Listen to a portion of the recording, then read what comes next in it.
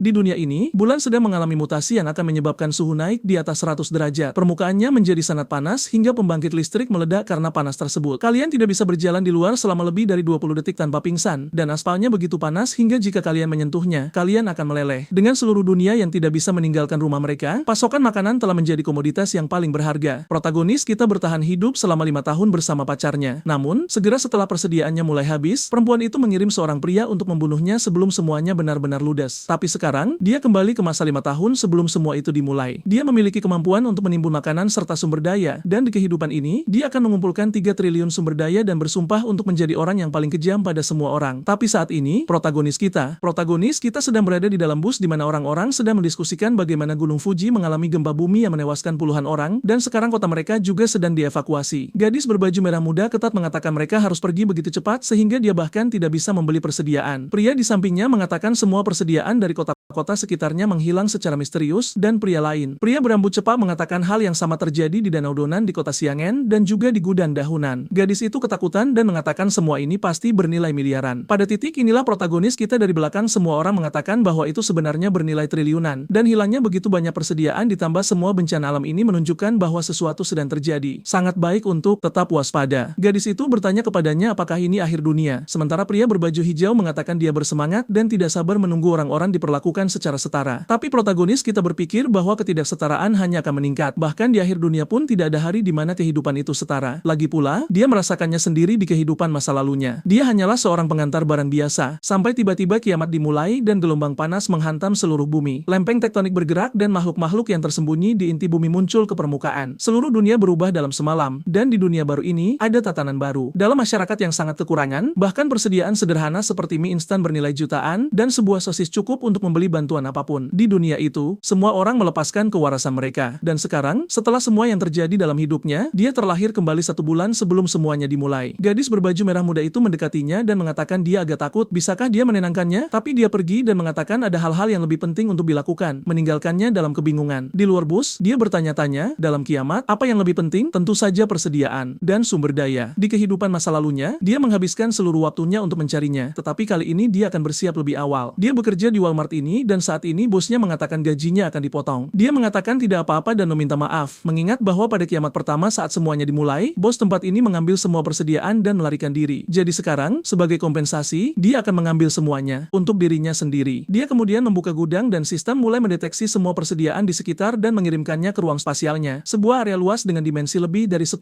meter. Dengan kemampuan ini, dia telah mencuri bahkan air dari danau dan mengambil semua persediaan dari kota-kota yang akan hancur. Lagi pula, jika mie instan sangat berharga, bayangkan makanan sungguhan. Bagian terbaiknya adalah waktu di sana membeku, sehingga itu berarti makanan tetap sempurna tidak peduli berapa lama pun berada di sana. Akhirnya dia akan memiliki sesuatu untuk dimakan. Sistem menunjukkan berapa banyak sumber daya yang diperoleh dalam aktivasi ini dan dia merasa bahwa setelah mengambil begitu banyak, dia akhirnya siap. Pada saat ini, 3 rekan kerjanya memasuki gudang yang benar-benar kosong dan bertanya apa yang terjadi. Protagonis kita mengungkapkan bahwa dia mengambil semuanya. Bosnya mengatakan dia tidak tahu bagaimana dia melakukannya, tetapi memerintahkan 2 orang lainnya untuk menangkapnya. Namun saat mereka mendekat, dia mundur selangkah dan menghilang secara misterius ke udara. Mereka berdiri di sana dengan bingung, bertanya-tanya kemana dia menghilang, sementara dia muncul kembali di luar. Ini adalah kemampuan keduanya, lompatan spasial. Menggunakan kekuatan spasialnya, dia bisa berteleportasi hingga sejauh 3 meter. Dengan ini, dia bisa mengumpulkan persediaan dengan jauh lebih mudah dan melarikan diri tanpa keributan. Dia melemparkan seragamnya ke udara, menyatakan bahwa pengumpulan telah selesai. Kemudian dia menerima pesan di ponselnya dari pihak berwenang yang memperingatkan bahwa bumi sedang mengalami pergerakan aneh dan semua orang harus berhati-hati karena bencana bisa terjadi, tetapi tidak perlu panik. Protagonis kita merasa hal ini aneh karena belum ada yang benar-benar dimulai dan mereka sudah mengatakan ini. Apakah itu berarti mereka entah bagaimana mengetahui masa depan? Pada saat itu, dia menerima telepon dari pacarnya, Jiang Xiaoqin. Dia mendesah dan menjawab, lalu gadis itu memarahinya, bertanya beraninya dia menjual rumah mereka. Apakah dia pikir dia benar-benar akan tetap bersamanya jika dia menjual rumah itu? Dia harus lebih bertanggung jawab sebagai seorang pria karena, meskipun dia tidak menginginkan rumah itu, dia tetaplah seorang wanita. Dan jika dia ingin membuktikan kepadanya bahwa dia adalah pria sejati, dia harus menyerahkan rumah itu agar dia merasa aman. Su Chen, protagonis kita, bertanya apakah dia punya hal lain untuk dikatakan. Dia bertanya sikap macam apa itu. Jika dia menyerahkan rumah itu, dia akan memberinya kesempatan lagi. Cukup pindahkan dokumennya ke atas namanya. Tapi jika dia tidak melakukannya, jangan pernah berpikir untuk menikahinya. Tapi Su Chen menutup telepon tanpa sepatah kata pun. apapun. Dia ingat bahwa dalam 5 tahun terakhir kiamat, dia pergi keluar setiap hari untuk mencari persediaan demi memberinya makan dan bahkan membawanya ke salah satu zona aman. Jika bukan karena dia, gadis itu pasti sudah mati kelaparan di hari-hari pertama. Tapi tetap saja, dia ingat suatu hari ketika dia kembali ke rumah dan diserang dari belakang, semua karena dia tidak membawa persediaan sebanyak biasanya dan mereka ingin tahu apakah dia menyembunyikan sesuatu. Setelah Su Chen terbunuh, mereka bersenang-senang di samping mayatnya dan Jian Xiaoqin memperingatkan pria di atasnya bahwa Su Chen mati karena dia tidak berguna dan tidak kompeten. Dan baik bagi pria ini untuk membuktikan bahwa dia tidak sekompeten itu. Su Chen sangat terpukul karena telah mempercayai orang seperti itu begitu lama. Tapi dalam kehidupan ini, Xiaoqin dan pria bernama Wang itu akan menerima balasannya dan mereka tidak akan mati dengan mudah. Rasa sakit yang dia rasakan akan mereka rasakan 100 kali lipat. Dia menenangkan diri dan ingat bahwa barang-barang yang dia butuhkan sekarang tidak ditemukan di pasar dan hanya bisa dibeli dengan uang. Tapi pertama-tama dia perlu mendapatkan uang itu, jadi dia menelepon seorang pria bernama Liu dan mengatakan dia menjual rumahnya dengan setengah harga tapi dia ingin uangnya sekarang. Di depan agen real estate, Wang dan Xiaoqin sedang menunggunya. Saat dia muncul, Xiaoqin memarahinya karena membiarkannya menunggu begitu lama, tetapi dia mengabaikannya dan berjalan melewatinya. Wang bertanya siapa yang mengizinkannya menjual rumah, dan jika dia melakukan hal seperti ini lagi, dia tidak akan melihat matahari besok. Namun pada saat itu, Su Chen yang telah belajar bertarung setelah bertahan hidup, mencengkeram lehernya dan melemparkannya ke tanah sambil mengatakan dia bisa melakukan apapun yang dia mau dengan barang rumahnya. Xiaoqin ketakutan melihat ini dan mencoba menghentikannya, tetapi dia menerima tamparan dan jatuh ke tanah dengan tidak percaya. Di tanah, Wang memohon padanya untuk melepaskannya, mengatakan dia hampir tercekik, tetapi Su Chen mengatakan kepadanya untuk tidak khawatir karena dia tidak akan mati semudah itu. Dia kemudian melepaskan Wang yang terkejut di tanah sementara. Su Chen memasuki agen real estate. Pada saat itu, Xiaoqin mengancamnya dengan mengatakan untuk mengambil kesempatan yang dia berikan ini. Jika dia berlutut dan meminta maaf, dia akan mempertimbangkan kasusnya. Tetapi jika dia tidak melakukannya, lupakan soal menikahinya. Su Chen menoleh ke belakang dan menatap tajam keduanya yang langsung lari ketakutan. Di dalam agen real estate, petugas menawarkannya air minum sambil mengatakan mereka akan membeli rumahnya sekarang. Menurutnya, rencana agen itu sederhana. Rumah Su Chen bernilai 1 juta, tetapi sekarang dia menjualnya seharga 700.000. Yang perlu dilakukan agen itu hanyalah membeli dan menjualnya kembali ke orang lain, dan dia akan mendapat untung besar. Su Chen setuju untuk menjual, tetapi dia harus menerima pembayaran penuh sekarang juga. Pria itu setuju, mengatakan mereka akan mentransfer semuanya dan besok pagi semuanya akan beres. Su Chen tentu saja setuju karena rumah akan kehilangan semua nilainya saat suhu naik. Meskipun beberapa bencana terjadi, kota ini masih damai untuk saat ini. Gunung berapi, gempa bumi, dan tsunami semuanya masih jauh. Berjalan menyusuri jalan, dia melihat poster iklan pinjaman cepat. Dia memutuskan untuk pergi ke sana dengan sertifikat rumahnya. Setibanya di sana, dia terkejut melihat itu adalah kakak laki-laki dari pria yang baru saja dia hajar. Mengetahui pria ini akan mati di rahang monster pada hari-hari pertama. Pria itu mengatakan dia bisa meminjamkannya 500.000. Dia hanya perlu meninggalkan sertifikat rumah. Su Chen menyerahkan sertifikat itu sambil mengatakan dia ingin 100.000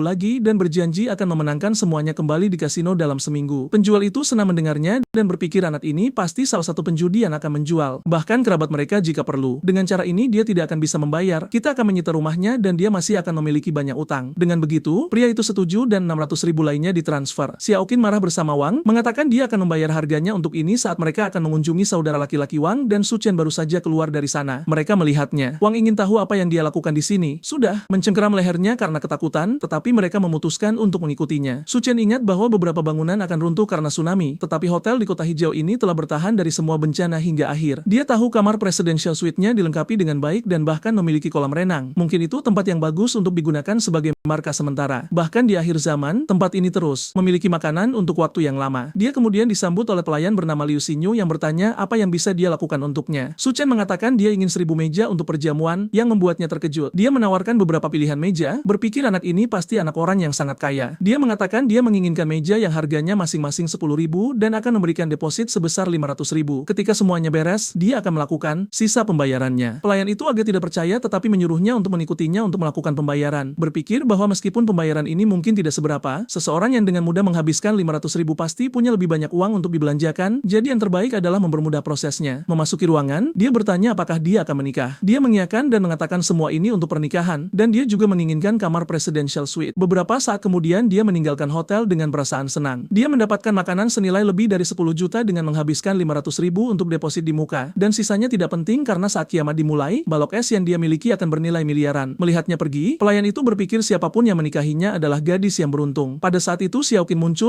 dan bertanya apa yang orang itu lakukan. Pelayan itu bertanya, siapa dia? Dan dia menjawab bahwa dia adalah pacar Su Chen. Pelayan itu kemudian mengatakan pacarnya memesan perjamuan untuk lebih dari 1.000 orang dan membayar 500.000. Memiliki pacar seperti dia benar-benar beruntung. Namun, pelayan itu melihat dan berpikir gadis ini paling-paling bernilai skor 7, tapi dia punya tubuh yang bagus. Mengapa pria kaya selalu menyukai wanita seperti ini? Xiao Qin dan Wang terkejut. Perjamuan seharga 10 juta dolar. Pelayan itu mengatakan memang begitu keadaannya dan mungkin dia belum menyadarinya. Tetapi banyak orang kaya melakukan ini. Mereka menjalin hubungan dan menyembunyikan semua uang yang mereka miliki sampai hari pernikahan. Xiao Qin mulai mempercayai hal ini dan Wang berpikir tidak mungkin pecundang itu punya begitu banyak uang. Namun pelayan itu menunjukkan bahwa dia menerima transfer sebesar 500.000. Di jalan, Wang bertanya kepada Xiao Qin siapa yang akan dia undang ke perjamuan 1.000 orang itu. Sekarang Xiao Qin merasa percaya diri dan berkata, kamu benar-benar tidak mengerti. Ya, dia mencoba memperkenalkanku ke lingkaran jutawan yang dia kenal, barulah setelah itu dia akan mengungkapkan identitasku. Wang ini menjadi pendaki gunung dan berpetualang ke pegunungan, tetapi dia menamparnya, berpikir bahwa dia harus menciptakan peluang sebanyak mungkin untuk tetap bersama pecundang itu sambil membayangkan dirinya sebagai nyonya kaya di kursi yang dimanjakan. Matanya berbinar, dia tidak pernah membayangkan skenario ini. Dia pasti harus menikahi Su Chen si pecundang itu, dan itu terlalu bagus. Sementara itu, Su Chen sedang menjumlahkan apa yang telah dia lakukan. 700.000 untuk rumah ditambah pinjaman 600.000 dan 500.000 untuk perjamuan, dan sekarang namanya akan segera tercemar, mengambil lebih banyak pinjaman tidak akan buruk. Jadi dia menginstal semua aplikasi perbankan di ponselnya dan mulai mengambil lebih banyak pinjaman. Setelah membuat lebih dari 80 akun, dia berhasil mendapatkan 970.000 lagi. Sekarang dia perlu membeli perapian, mesin pembuat es, balok es, arang tanpa asap,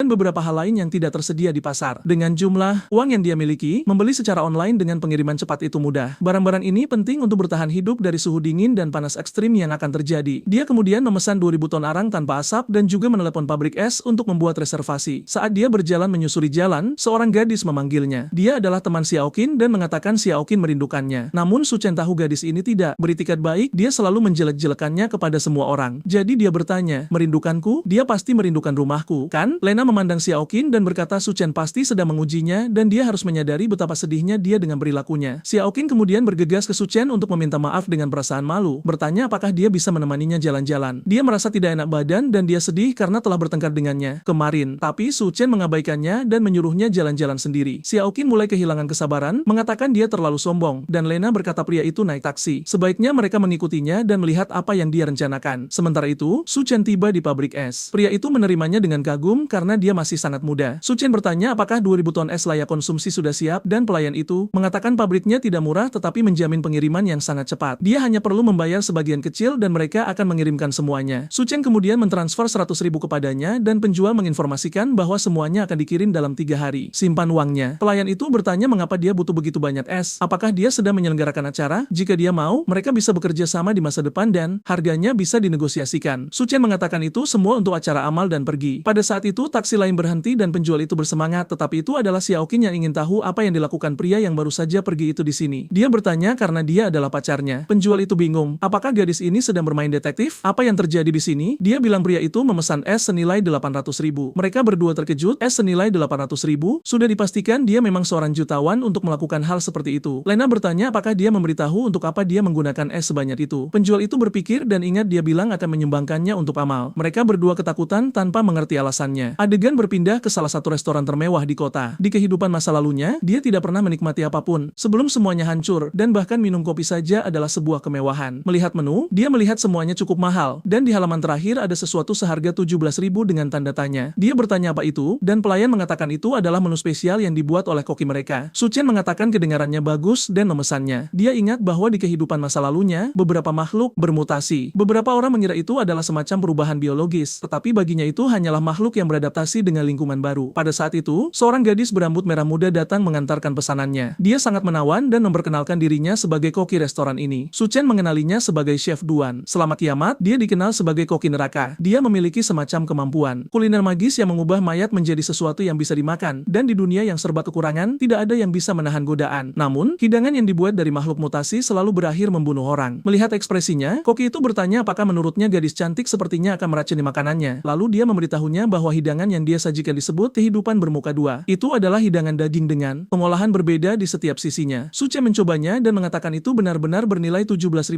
sambil berpikir akan sangat luar biasa jika dia ada di rumah untuk memasak. Di luar, Lena mengatakan dia mendengar restoran ini sangat mahal, dan Xiaoqin mengatakan dia tidak sabar untuk menjadi istri orang kaya. Jadi Su Chen memutuskan untuk pergi ke salah satu bar termahal di kota karena sebentar lagi tidak akan mungkin lagi. Begitu dia duduk, sekelompok gadis mengerumuninya, bertanya apa yang ingin dia minum. Dia mulai minum bersama mereka, dan ketika dia melihat ke samping, ada seorang gadis duduk di sana. Temannya berkata gadis itu dikhianati oleh pacarnya dan datang ke sini untuk bersenang-senang. Gadis itu berkata pacarnya bahkan tidak tidur dengannya dan berselingkuh dengan seorang wanita tua. Mengapa semua pria bersikap seperti itu? Su Chen mengatakan itu karena insting pria untuk bereproduksi sudah tertanam dalam DNA dan pikiran mereka. Tiba-tiba dia menghabiskan seluruh minumannya dan bertanya apakah dia lajang. Su Chen bingung, tetapi gadis itu mendekat dan bertanya apakah dia tertarik. Pada saat itu Xiaoqin dan Lena memasuki bar untuk mencarinya, dan di meja di sudut mereka melihatnya bersama 3 gadis. Su Chen memberitahu gadis itu mereka bisa naik ke kamar dan dia tanpa setuju, jadi mereka berdua bergegas pergi. Sepertinya hasrat di antara mereka sangat kuat. Xiaoqin dan Lena berteriak padanya untuk berhenti, tetapi keduanya lari ke kamar, masuk dan menutup pintu. Dia meminta maaf kepada gadis itu atas gangguan kedua orang itu, dan gadis itu dengan malu-malu mengatakan ini adalah pertama kalinya baginya. Su Chen merasa canggung dan menyentil dahi gadis itu, mengatakan dia pasti mabuk sampai melakukan hal seperti itu. Dia memberitahunya untuk tidak meninggalkan rumah selama beberapa hari ke depan dan menimbun makanan. Gadis itu mengatakan dia mengerti, dan kemudian Su Chen berkata gadis sepertinya tidak seharusnya berada di tempat seperti ini. Dengan itu, dia menutup pintu dan pergi. Berpikir itu sangat disayangkan, tetapi dia tidak akan bisa mengambil kesempatan ini. Ketika dia meninggalkan kamar, Xiaoqin dan Lena sedang menendang semua pintu, tetapi dia pergi dengan mudah. Dan keesokan harinya dia menerima semua truk pengiriman dari es, arang, hingga perjamuan. Wang bingung di tengah kerumunan, bertanya-tanya mengapa Su Chen menyewa gudang sebesar itu hanya untuk menerima begitu banyak barang, dan sekarang bahkan Xiaoqin mulai bingung, bertanya-tanya apa yang dia lakukan. Pada saat itu, Lena menunjukkan bahwa perjamuan dari Hotel Kota Hijau telah tiba. Mereka menggelar karpet dan menata semua meja dengan indah. Mungkinkah tiba-tiba, sekelompok orang akan tiba dan dia akan menyatakan cintanya serta melamarnya? Xiaoqin sekarang merasa sombong, mengatakan bahwa meskipun pria itu melamar, dia masih akan mempertimbangkan kasusnya. Mereka bilang mereka perlu melihat ketulusannya dan memutuskan untuk pergi berbicara dengannya. Dia kemudian pergi ke Su Chen dan bertanya mengapa dia membeli begitu banyak barang, dan Su Chen bilang dia akan menjelaskannya nanti. Tapi bisakah gadis itu membantunya mengatur semuanya? Xiaoqin takut, berpikir dia adalah pria brengsek karena membuat seorang gadis yang akan segera menjadi kaya melakukan pekerjaan berat seperti itu. Lena berkata ini pasti semacam ujian untuk melihat apakah dia memenuhi syarat untuk menjadi gadis kaya, dan saat itu Xiaoqin mengubah sikapnya dan mengatakan dia bukan tipe wanita lemah seperti itu. Dia tahu cara bersikap halus tapi juga tahu cara bekerja, dan mulai mengangkat kotak-kotak. Tapi dia sangat marah, mengatakan bahwa ketika dia menjadi wanita kaya, Su Chen akan membayarnya. Pada saat itu Lena datang mencoba merayunya, mengatakan dia akan membantu mengangkat kotak-kotak. Dalam pikirannya dia yakin seseorang sekaya dia tidak mungkin hanya punya satu wanita, bukan? Selama dia menunjukkan sedikit dari apa yang dia tawarkan, dia mungkin setidaknya bisa menikmati sedikit kemewahan. Sementara itu, Su Chen berpikir dia tidak boleh menyanyiakan tenaga kerja gratis seperti ini, lagi pula dengan begitu banyak es dan meja yang harus disiapkan, mereka butuh bantuan. Beberapa waktu berlalu dan mereka akhirnya menyelesaikan semuanya. Xiaoqin bermandikan keringat dan kakinya gemetar. Dia bilang dia sudah mengangkat barang-barang dari pagi sampai sekarang. Segera setelah dia menjadi istrinya, dia akan memastikan untuk mengambil semua uangnya. Lena yang tergeletak di tanah juga kelelahan, mengatakan bahwa pria itu benar-benar menyuruh mereka mengangkat kotak es yang berat. Itu. Xiaoqin berkata ujian ini sudah cukup, dia harus segera melamarnya dan memulai pestanya atau para tamu akan segera tiba. Dan Lena berkata dia harus bergegas karena makanannya mulai dingin. Sementara itu, Su Chen memberikan sejumlah uang tambahan yang lumayan kepada semua kurir pengantar yang berterima kasih kepadanya dari lubuk hati mereka. Pada saat itu Xiaoqin datang dan bertanya, Su Chen, tidakkah kamu punya sesuatu untuk dikatakan padaku? Su Chen menjawab ya, dia berterima kasih atas bantuannya tetapi sayangnya tidak ada pembayaran untuk mereka. Jadi mereka bisa pergi sekarang. Xiaoqin terkejut dan menyuruhnya berhenti bercanda. Para tamu sudah berdatangan, belum lagi ada 1000 meja. Mengapa dia tidak mengungkapkan saja bahwa dia ingin menikahinya agar mereka bisa hidup enak? Su Chen menoleh dan berkata itu mustahil baginya. Lagi pula dia sudah menjual rumahnya dan menimbun banyak utang, mereka pasti masih ingin menikahinya kan? Lena bilang itu tidak masuk akal. Bagaimana mungkin seseorang tanpa uang bisa membeli begitu banyak es? Su Chen bilang dia hanya melakukan semua ini untuk membantu bosnya yang sangat kaya yang ingin melakukan proyek amal. Xiaoqin meledak amarahnya dan menyerangnya, mengatakan dia telah membohonginya selama ini. Pria itu bilang dia tidak berbohong tentang apapun. Sementara gadis itu jatuh ke tanah dengan tatapan mengerikan, mengatakan dia hanyalah pecundang miskin yang bisa melupakan soal menikahinya. Su Chen mengatakan dia tidak tertarik sama sekali dan dan gadis itu pergi dengan marah, menyebutnya bajingan dan dia akan menyesalinya. Ketika mereka berdua pergi, dia berpikir merekalah yang akan menyesal begitu kiamat dimulai. Dia kemudian menutup pintu gudang untuk mulai menyimpan semuanya di ruang spasialnya. Dengan itu, semua persiapan akhirnya siap. Kembali ke hotel dengan Wang Dahai, pria yang meminjamkan uang kepadanya. Wang menarik Xiaoqin ke samping dan menyuruhnya untuk tidak memedulikan pecundang Suchen itu lagi. Dia harus bersamanya sepanjang waktu. Bagaimanapun juga, Xiaoqin sedang menggertakkan giginya, mengatakan dia menantikan penampilannya malam ini, dan Wang menyuruhnya untuk tidak khawatir, dia akan meminta saudaranya, Dahai, untuk membereskan pria itu untuknya. Xiaoqin berpikir bahwa Wang sebenarnya tidak seburuk itu, ditambah lagi dia punya saudara laki-laki yang berpengaruh. Dia pasti lebih baik daripada pecundang itu. Saat itu juga, Suchen berkata dia benar-benar melemparkan dirinya pada siapa saja. Gadis itu terkejut dan bertanya apa yang dia lakukan di sana. Wang menunjuk arahnya dan memberitahu saudaranya bahwa pria inilah yang memukulnya. Dahai berkata dia tidak menyangka akan bertemu pria ini di sini, dan Wang bertanya apakah dia kenal pria itu. Dahai menjelaskan bahwa bocah ini meminjam 600.000 darinya dan harus melunasinya besok. Wang berkata itu sempurna, mereka bisa menyelesaikan dua hal ini sekaligus. Xiaoqin sekarang dengan senang hati mengatakan dia benar-benar telah menyingkirkan seorang pecundang, terutama yang berutang uang kepada saudara Wang. Suchen berkata benar-benar tidak mungkin bisa makan dengan tenang di tempat ini, dan Dahai mengingatkannya bahwa tanggal pembayaran adalah besok. Mengapa dia ada di sini di hotelnya bersikap seolah semuanya baik-baik saja? Wang berteriak kepada saudaranya untuk tidak perlu bicara dengan pria ini karena dia sudah memukulnya. Sinyu kemudian muncul dan bertanya apa yang terjadi dan apakah mereka bisa menyelesaikannya. Dahai berkata jika dia memaksa bocah itu untuk berlutut dan meminta maaf, mereka bisa membiarkannya pergi hari ini. Pelayan itu kemudian bertanya kepada Suchen apa yang terjadi, dan dia menjawab itu hanya beberapa hama yang mengganggunya. Dahai kemudian menggebrak meja, mengatakan dia hanya bersikap tenang karena pembayarannya jatuh tempo besok. Tapi dari kejauhan, seorang pria berjanggut bertanya apa yang terjadi dan siapa yang membiarkannya membuat kekacauan di sini. Suchen dan Dahai mengenali pria ini sebagai Gao Keqing. Dahai mulai meminta maaf, bertanya apa yang dia lakukan di sini. Gao Keqing mengatakan dia punya masalah penting untuk didiskusikan di sini hari ini dan bukan tempat baginya untuk membuat kekacauan. Dahai tahu pria ini adalah seorang pengusaha tetapi terlibat dalam berbagai aktivitas dunia bawah dan dia memiliki banyak orang di bawah komandonya. Jadi benar-benar tidak baik untuk melawannya, dan dengan itu dia meminta maaf dan mengatakan akan kembali lagi nanti. Suchen mengenali pria ini sebagai penghancur tengkorak, dan di kiamat pria ini menjadi salah satu kekuatan paling kuat, dan dia bahkan memiliki bos neraka yang bekerja untuknya. Suchen ingat bahwa hotel ini adalah salah satu tempat pertama di mana beberapa orang dengan kekuatan muncul, dan mungkin dia menjadi begitu kuat karena sesuatu yang akan terjadi di sini. Gao Keqing menatapnya sementara Suchen berpikir kesempatan apapun yang muncul di hotel ini, dia akan mengambilnya. Beberapa saat kemudian Gao sedang mengantar Duan untuk menemui seseorang bernama Tuan San, dan gadis itu bertanya apa yang ingin didiskusikan pria ini dengannya. Tuan San mengatakan dia sangat menantikan untuk bertemu dengan Nona Duan yang luar biasa dan kemudian menyajikannya minuman. Duan menyadari ada yang salah dengan gelas itu, jelas berisi semacam obat, sementara Suchen ingat di kehidupan masa lalunya dia bersembunyi di ruang bawah tanah bersama Xiaoqin dan nyaris tidak bertahan hidup. Dia tidak pernah menyangka di kehidupan ini dia menendangnya dan gadis itu masih akan mengikutinya ke sini, tetapi ini adalah kesempatan sempurna untuk balas dendam. Melihat ke kolam renang tempat kedua bersaudara itu akan menyegarkan diri, mengatakan bahwa malam ini anehnya terasa panas tetapi itu sepadan karena para gadis akan datang mengenakan bikini. Mereka kemudian muncul dan melihat ke arah bulan, mengatakan bulan itu anehnya sangat terang, bersinar setara matahari di siang hari. Pada saat itu Wang menyatakan cintanya padanya sementara Suchen di dalam kamar berkata cinta mereka benar-benar akan meledak. Dengan sebuah gelas yang diangkat ke arah bulan, dia menyambut datangnya kiamat. Bulan kemudian mulai bergetar dan memancarkan aura merah. Semua orang di luar merasakan sesuatu yang aneh dan kulit mereka mulai terbakar. Mereka semua mulai berlari kembali ke hotel sambil mengatakan ada yang salah. Mengapa cahaya bulan sangat membakar? Di dalam hotel, orang-orang bingung, ini malam hari tapi sangat terang. Pada saat itu mereka bertiga berlari dan semua orang ketakutan, kulit mereka sudah memerah. Mereka putus asa mencari tempat untuk mendinginkan diri. Mereka kemudian melihat sebuah akuarium, berlari ke sana, menggulingkannya, dan melompat masuk untuk meringankan rasa sakit. Staf hotel bertanya apa yang terjadi dan di mana saudara Dahai. Pada saat itu, Wang mengingat saudaranya yang muncul di pintu dengan kulit yang semuanya terbakar. Di dalam ruangan, Tuan San bertanya kepada Duan mengapa dia tidak minum dan Gao Keqing mengatakan mereka sudah menyiapkan perjamuan, jadi mengapa mereka tidak pergi ke sana sekarang. Tapi Tuan San memberitahunya bahwa di kota ini tidak ada yang bisa menolak meminum anggur yang dia tuangkan ke dalam gelas. Duan marah berpikir Gao Keqing menjebaknya. Dia begitu bersemangat untuk menaikkan status sosialnya hingga dia menyerahkannya kepada Tuan San ini. Dia tahu San De Biao ini sangat baik, dia adalah pria yang tak terkalahkan di kota Xiangwu, telah mencelakai banyak wanita, dan hari ini dia menjadi targetnya. Dia benar-benar yakin ada yang salah dengan anggur ini, jadi dia tidak bisa meminumnya. Tapi apa yang akan dia lakukan? Tepat pada saat itu, bulan mulai membakar mereka bertiga dan mereka menutup tirai. Bertanya-tanya apa yang terjadi. Tuan San berkata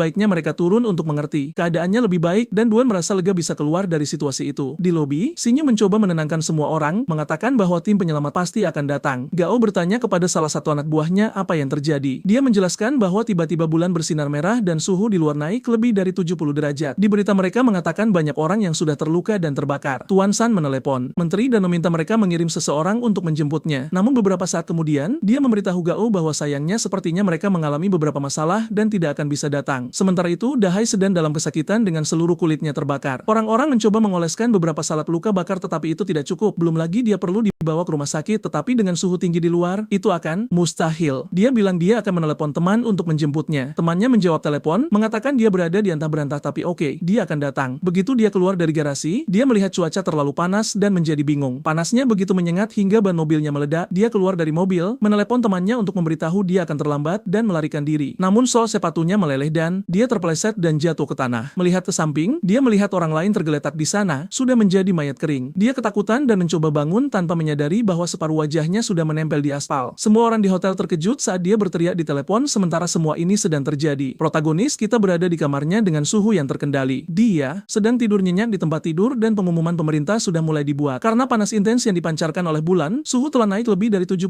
derajat dengan suhu tanah mencapai lebih dari 100 derajat. Peristiwa tersebut telah mengakibatkan ratusan korban jiwa, harap tetap di dalam rumah untuk menghindari luka bakar kulit dan pernapasan. Pada saat itu, salah satu pembangkit listrik meledak karena panas berlebih, memutuskan beberapa komunikasi. Dahai mengatakan dia kehilangan kontak dengan teman-temannya sementara semua orang berada di ruangan terakhir yang tersisa di hotel. Xiaoqin dan Lena mengeluh bahwa mereka tidak ingin tinggal di ruangan yang penuh dengan pria, tetapi pada saat itu aliran listrik padam dan dengan itu AC juga berhenti bekerja dan semua orang mulai melepas baju karena kepanasan. Xiaoqin ingat bahwa kamar Suchen memiliki kolam renang. Sementara itu, protagonis kita sedang berenang dengan tenang. Dia sudah tahu listrik akan padam karena ledakan di pembangkit listrik dan itulah sebabnya dia memilih kamar khusus dengan kolam renang. Selain AC vertikal dan baterai raksasa untuk mengatur suhu, tapi dia juga merasa kurang es di sini. Dia berganti pakaian dan duduk di sofa. Berpikir ini sangat menyenangkan. Sekarang dia lapar, jadi dia menyiapkan perjamuan di atas meja. Karena ini hari pertama kiamat, dia butuh sarapan kecil sambil bertanya-tanya kapan Gao Keking itu akan memiliki kesempatan untuk mendapatkan kekuatan. Seseorang mengetuk pintu, mengatakan mereka tahu dia ada di dalam. Protagonis kita tahu bahwa dengan kekuatan untuk berteleportasi dan persiapan yang dia buat, dia tidak perlu khawatir. Jadi untuk menimbulkan kemarahan dan rasa iri, dia memutuskan untuk membuka pintu kamar. Begitu pintu mulai terbuka, hembusan angin dingin keluar dan semua orang merasakan kelegaan yang tak terlukiskan. Bertanya-tanya mengapa di dalam sana terasa sangat menyenangkan dan mengapa dia memiliki AC. Suchen bertanya apakah mereka butuh sesuatu. Wang menunjukkan kepada semua orang bahwa pria itu punya es, kolam renang, makanan, dan listrik. Lena dan Xiaoqin mulai berteriak padanya. Bertanya beraninya dia membiarkan mereka terbakar di luar sepanjang hari sementara dia hidup dalam kemewahan. Lebih baik dia meninggalkan kamar itu sekarang. Dahai memberitahunya sudah waktunya untuk membayar semua hutangnya. Jadi lebih baik dia menyerahkan kamar itu. Tapi saat dia melangkah ke dalam kamar, dia terkena tembakan di perutnya. Dahai terkejut saat melihat lukanya dan Suchen memperingatkan bahwa jika dia melangkah lagi, dia akan mati. Semua orang gemetar sekarang, apakah dia benar-benar punya pistol? Dahai sangat marah, bertanya dari mana dia mendapatkannya. Tapi tembakan lain terdengar di dalam ruangan dan semua orang ketakutan saat Dahai jatuh ke tanah sekarang dengan luka di kakinya. Suchen menunjuk keluar, mengatakan siapapun yang ingin mati bisa tetap di sana dan dia akan memberi mereka waktu 3 detik. Siapapun yang berada dalam garis pandangnya akan dikirim ke kehidupan selanjutnya. Sementara itu, Gao Keking sedang berbicara dengan Xinyu, bertanya bagaimana mungkin hotel sebesar ini tidak punya makanan. Pelayan itu meminta maaf, mengatakan mereka baru saja mengadakan perjamuan untuk lebih dari 1000 orang dan bahan serta makanan dijadwalkan tiba hari ini. Pada saat ini Tuan San menyiramkan air ke tubuhnya, memerintahkannya untuk membawa semua air dan makanan yang dia punya segera. Keluarga-keluarga mulai merasa marah atas pemborosan air yang dia lakukan dan perkelahian pecah di lobi. Saat itulah Dahai tiba dengan luka-lukanya dan semua orang memperingatkan bahwa Suchen menembak seseorang. Melihat lukanya, Gao Keking bertanya-tanya, apakah ada seseorang dengan senjata di tempat ini? Sepertinya ada orang tangguh yang tinggal di lantai atas. Xiaoqin kemudian memberitahu semua orang bahwa kamar Suchen memiliki listrik, AC, dan bahkan kolam renang. Orang-orang mengerumuninya, bertanya apakah dia tidak berbohong. Jika dia yakin, dia menegaskan mereka bisa mempercayainya. Pria itu bahkan punya es batu dan banyak makanan. Jadi semua orang memutuskan untuk pergi ke kamarnya. Sementara itu, Gao mengirimkan salah satu anak buahnya untuk melihat juga. Sekali lagi dia membuka pintu, menanyakan apa yang mereka inginkan, dan semua orang merasakan udara segar dan sejuk menyentuh kulit mereka. Rasanya seperti surga di sana. Kerumunan di luar memohon padanya untuk berbaik hati dan menjaga orang tua, menyatakan bahwa karena ini adalah darurat hotel, dia harus berbagi semua yang dia miliki dengan semua orang. Bocah gemuk kecil melihat beberapa ayam goreng dan melompat untuk mengambilnya. Namun dia dihentikan dengan tendangan ke perut dan terpental. Suchen memperingatkan orang tua untuk menjaga anak-anak atau dia yang harus melakukannya untuk untuk mereka. Orang-orang marah, bertanya bagaimana dia berani memukul seorang anak, dia benar-benar pembunuh dan tidak pantas tinggal di ruangan itu. Boom, semua orang mulai merangsek masuk, namun pada saat itu dia menembak punggung pria yang jatuh ke tanah. Su Chen memperingatkan bahwa dia mungkin sendirian, tapi semua orang di sana hanya punya satu nyawa. Dia tahu situasinya tampak berbahaya, tetapi kapan saja dia bisa melompat melalui portal dan menghilang. Di bawah, Wang sangat marah setelah saudaranya menderita 2 luka tembak. Kerumunan membuang tubuh saudaranya keluar karena dia sudah sekarat dan mulai membusuk. Wang mengatakan mereka harus membunuh Su Chen sialan itu. Sementara itu di kamar Su Chen, Xiao Qin dan Lena berkeringat dan kepanasan saat mereka meminta masuk, mengatakan mereka yakin dia tidak akan punya keberanian untuk menembak mereka dan bahwa mereka sangat mencintainya dan yakin dia mencintai mereka. Jika dia membiarkan mereka tinggal sebentar di sana, mereka berjanji untuk menemaninya dalam petualangan 2 lawan 1 sepanjang malam. Su Chen mengatakan karena mereka sangat ingin bekerja sama, dia akan membiarkan mereka masuk. Mereka semua senang dan tidak percaya, tetapi tiba-tiba Wang lewat di antara mereka, menabrak mereka dan mengatakan dia akan membunuhnya. Saat dia akan menyentuh Su Chen, dia terkena pukulan di wajah, bertabrakan dengan keduanya dan semua orang jatuh ke tanah di sekitar. Wang yang dipukuli di pelukan mereka. Mereka takut memasuki ruangan dan Su Chen menyuruh mereka pergi saja dari sini. Mereka pergi dan dia berkata dia hanya bermain-main untuk saat ini. Tetapi jika ada yang mencoba sesuatu, robot artileri yang telah dia pasang akan membereskan semuanya dalam hitungan detik. Tank terlihat di luar hotel dan semua orang percaya itu adalah tim penyelamat. Mereka keluar dengan bersenjata dan mengenakan pakaian pelindung. Saat memasuki hotel, mereka bertanya, apakah ada orang bernama Liu Xinyu di sana? Pelayan itu memperkenalkan dirinya dan mereka kemudian menyuruhnya untuk mengenakan baju pelindung panas dan ikut dengan mereka. Semua orang meminta untuk diselamatkan bersama. Namun tentara itu meyakinkan mereka untuk tetap tenang. Operasi penyelamatan akan dilakukan malam ini tengah malam di Silicon Valley Square. Penduduk merayakannya, mengatakan pemerintah benar-benar tidak meninggalkan mereka. Sementara itu Tuan San mengatakan dia akan membayar 1 miliar jika mereka membawanya sekarang. Namun dia ditahan oleh salah satu tentara yang memberitahunya untuk tidak mencampuri operasi. Tuan San menyuruh Gao Keqing untuk melakukan sesuatu, tetapi jelas dengan begitu banyak senjata yang diarahkan padanya, tidak ada jalan lain. Pada saat itu Xiao Qin menarik salah satu tentara dan mengatakan ada pembunuh yang tinggal di lantai atas dan Lena berkata, dia sudah membunuh banyak orang dan akan segera menghabisi semua orang di sini. Mereka perlu menyelamatkan orang-orang di hotel. Seorang tentara bernama Xiao Fang kemudian mengatakan dia akan melihatnya dan temannya menyuruhnya berhati-hati dan tidak bertindak impulsif. Dia mengambil senjatanya dan mulai menaiki tangga menuju kamar. Xiao Qin berpikir ini adalah situasi yang sempurna. Begitu pria ini membunuh Su Chen, dia akan mencuri kamar itu untuk dirinya sendiri. Xiao Fang berjalan dengan hati-hati menyusuri lorong mengamati setiap sudut sampai dia melihat sebuah kamera yang menatapnya. Tiba-tiba Su Chen membuka pintu dan melemparkan granat cahaya sebelum dia bisa mengerti apa yang sedang terjadi. Itu meledak di wajahnya dan membutakannya. Gas tidur jatuh di kakinya dan saat dia berjongkok, Su Chen muncul dari belakang dan memukul kepalanya. Beberapa saat kemudian dia terbangun di dalam kamar. Tidak mengerti apa yang terjadi dan mengapa di sini sangat dingin. Su Chen memberitahunya, namamu adalah Liu Xiaofang dan kau adalah kapten pasukan khusus. Sekarang setelah kau bangun, mari kita bicara. Xiaofang melihat sekeliling pada balok es dan bertanya apa yang terjadi di sini, siapa dia, dan dari mana dia mendapatkan granat serta senjata itu. Su Chen berkata dia hanyalah pria biasa yang baru saja lulus dan dia mendapatkan senjata itu dalam perjalanan ke Timur Tengah. Su Chen kemudian bertanya apakah pemerintah menetapkan titik penyelamatan untuk besok pagi, dan Xiaofang terkejut dengan fakta bahwa dia sudah mengetahui informasi tersebut. Su Chen menyadari semuanya akan sama seperti di kehidupan masa lalu dan memperingatkan Xiaofang bahwa meskipun suhunya lebih rendah di tengah malam, orang-orang tidak dapat bertahan lebih dari 10 menit di luar. Sebagian besar akan mati hanya karena mencoba mencapai titik penyelamatan. Xiaofang mengatakan mereka tidak punya pilihan karena banyak orang kelaparan di rumah mereka yang tidak tahan panas lagi. Satu-satunya kesempatan mereka adalah mencapai titik penyelamatan, dan karena sulit untuk memodifikasi kendaraan, tidak ada waktu untuk menyelamatkan semua orang di dalam rumah. Setidaknya jika mereka menaruh beberapa selimut di atas kepala, mungkin mereka bisa berhasil. Su Chen kemudian tiba-tiba meletakkan tangannya di bahunya dan menodongkan pistol. Xiaofang memintanya untuk tenang dan mengatakan yang dia inginkan hanyalah setidaknya memperingatkan semua orang untuk pergi dengan selimut. Su Chen kemudian memotong talinya dan mengatakan dia bebas karena dia menghormati fakta bahwa tentara itu sedang menyelamatkan nyawa, tapi lebih baik dia tidak mencoba masuk ke sini lagi. Xiaofang bertanya apakah dia tidak takut dia akan kembali dengan orang lain, tapi Su Chen menunjukkan kepadanya bahwa tidak perlu takut dan Xiaofang langsung mengenalinya. Itu adalah kamera dengan pengenalan wajah dan senapan mesin otomatis terpasang. Dia ingin tahu dari mana Su Chen mendapatkannya, tetapi Su Chen bilang dia sudah mengatakannya tadi, dari Timur Tengah. Sekarang lebih baik dia meninggalkan ruangan karena dia tidak punya waktu untuk berurusan dengan ini lagi. Xiaofang setuju dan pergi kembali ke tank. Tuan San menjadi marah, berpikir bahkan prajurit sialan itu tidak bisa berurusan dengan satu orang saja. Dia memukul Gao, mengatakan dia benar-benar tidak bisa melakukan apapun. Anak buah Gao bertanya apakah mereka benar-benar tidak akan melakukan apa-apa dan mentoleransi pria ini. Gao menjelaskan bahwa setelah semua orang diselamatkan, mereka masih butuh koneksi. Berbahaya untuk bertindak sekarang. Pada saat itu Su Chen muncul dan berkata, di masa kekacauan, kau masih bermimpi untuk memulihkan ketertiban? Anak buahnya marah tetapi Gao menyuruhnya tenang dan bertanya mengapa Su Chen turun. Su Chen kemudian menunjukkan sumber es, mengatakan dia datang ke sini untuk bernegosiasi. Anak buahnya memberitahu Gao bahwa sebaiknya bunuh bocah itu sekarang dan ambil semua yang dia miliki di dalam kamar. Tapi Su Chen menodongkan menodongkan pistol dan pria itu mengurungkan niatnya. Gao kemudian berkata mereka harus bicara bisnis dan pria itu menyerahkan es yang bisa dimakan kepada mereka berdua. Saat mereka memakannya, mereka terkesan dengan betapa lezatnya itu. Gao sekarang juga ingin membunuh Su Chen untuk mengambil semuanya, tetapi pertama-tama mereka akan memenuhi permintaannya. Pada saat itu Tuan San menendangnya di perut, mengatainya pembohong sialan karena menyembunyikan es batu itu, dan mulai menginjaknya sambil berkata jika dia menyembunyikan hal lain mereka akan mati. Gao mulai hilang kendali dan Tuan San melihat Duan sedang duduk sambil berkata dia adalah gadis yang sangat sopan. Semua orang hampir mati kepanasan dan dia bahkan tidak punya keberanian untuk melepas pakaiannya. Tapi dia mencengkeram lengannya, mengatakan dia lelah melihat sikapnya dan dia sedang ingin melakukan hal-hal tertentu. Jadi lebih baik dia mengikutinya. Duan menampar wajahnya, memanggilnya bajingan, tetapi tiba-tiba San merobek kemejanya, mengatakan atas ketidakpatuhannya dia akan mengambil untung lebih dulu. Dan kemudian semua orang akan melakukan apa yang mereka inginkan. Gadis itu jatuh ke tanah ketakutan dan pria itu berkata dia berkeringat banyak dan dia hanya membantunya. Sampai Gao muncul di belakangnya mengatakan sudah cukup. San berbalik untuk mengatakan sesuatu tetapi Gao memukul lehernya dengan tangan terkepal, mematahkannya seketika. Pria itu jatuh ke tanah tewas dan Gao berkata Su Chen memang benar. Tempat ini sudah menjadi kekacauan dan orang-orang sepertinya harus mati bersamanya. Dan kemudian memperingatkan bahwa tempat ini sekarang berada di bawah kendalinya. Siapapun yang tidak mau patuh harus pergi ke titik penyelamatan atau mati di sini. Di atas, Su Chen mengamati, mengatakan bahwa tampaknya kata-katanya efektif. Gao Keqing sudah menjadi bos di tempat ini di kehidupan masa lalu. Jadi dia hanya mempercepat keadaan dan dengan itu mayat keduanya sudah dibuang keluar. Gao kemudian mulai meminum es yang diberikan Su Chen kepadanya. Sementara Xiao Qin dan Lena memohon sedikit es, mengatakan mereka akan melakukan apapun yang dia inginkan. Pria itu melemparkannya kepada mereka, mengatakan tidak apa-apa mereka akan diberi es tapi mereka lebih baik mematuhi setiap tuntutan. Anak buahnya bertanya apakah mereka tidak pergi ke titik penyelamatan, dan Gao berkata itu terlalu jauh, tidak pasti mereka akan selamat. Anak buahnya bertanya mengapa dia menginginkan para wanita ini jika mereka kehabisan sumber daya. Gao berkata itu semua bagian dari rencana untuk berurusan dengan Su Chen tengah malam nanti. Lena dan Xiao Qin mencoba pergi dengan menutupi diri mereka dengan selimut, tetapi anak buahnya datang dan merampas semuanya dari mereka. Xiao Qin bertanya apa yang dia pikir sedang dia lakukan, tetapi anak buahnya memperingatkan bahwa sekarang setelah mereka mengambil es, mereka harus tinggal bersamanya untuk sementara waktu. Mereka yang memutuskan tidak mematuhi Gao karena dia tidak memberikan persediaan mencoba untuk mencapai titik penyelamatan, tetapi meskipun sudah tengah malam, tanah jauh lebih panas dari yang mereka bayangkan. Mereka mencoba melindungi kaki mereka dengan sepotong kayu, tetapi itu membuatnya sulit untuk berjalan dan salah satu dari mereka tersandung. Saat bersentuhan dengan tanah, tangan dan wajah mereka meleleh, meninggalkan yang selamat mati. Sementara itu, mayat Dahai yang terbakar di tanah sampai sekarang terbangun dengan mata merah. Dari balkon, Su Chen mengamati segalanya, mengingat bahwa di kehidupan masa lalu dia hampir mati dalam perjalanan ini. Xiao Qin dan Lena berkata mereka bisa melakukan apapun yang dia mau, tetapi mengapa mereka tidak setidaknya pergi ke kamar? Anak buahnya berkata mereka terlalu malu, tidak perlu mencoba bersembunyi. Tapi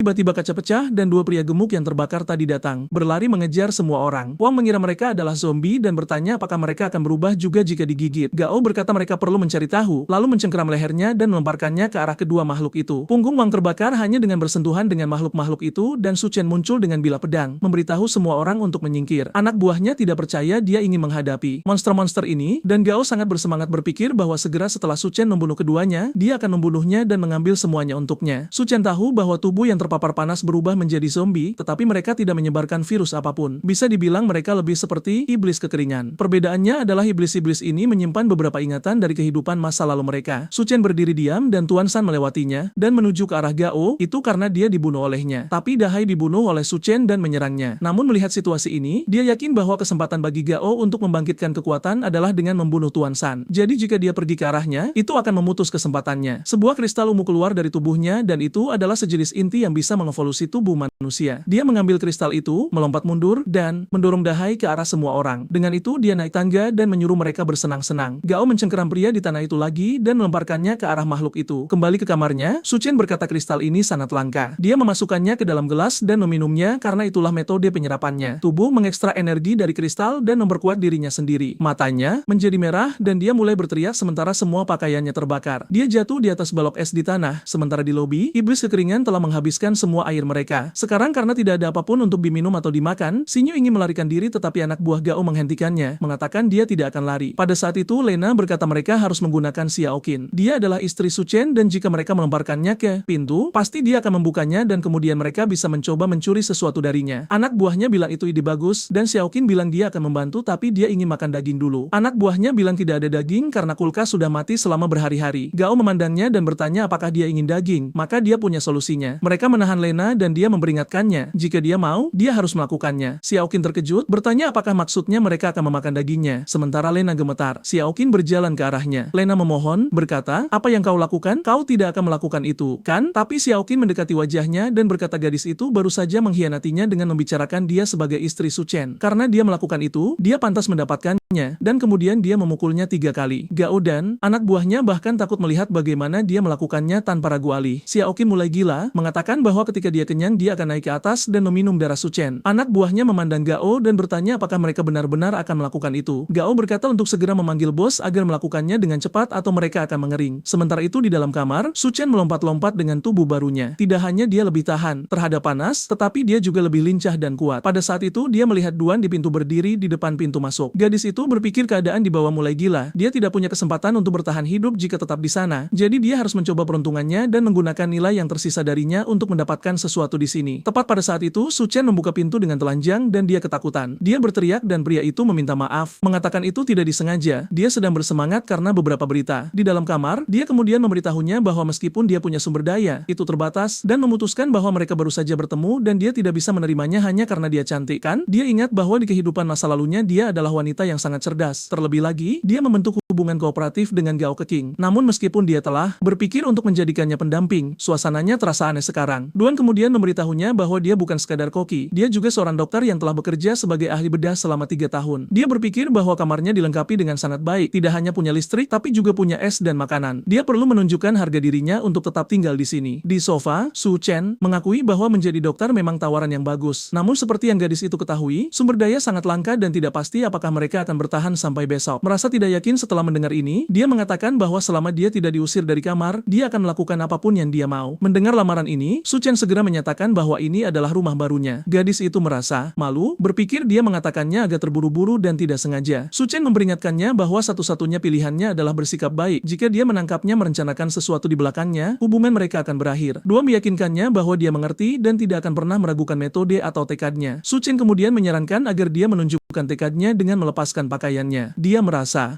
malu dan bertanya apakah Anda tidak ingin memberikan like pada video ini terlebih dahulu karena bab-babnya telah selesai. Saya akan membawakan lebih banyak lagi untuk Anda jika Anda menikmatinya. Aktifkan lonceng kecil yang nakal itu, dan sampai jumpa.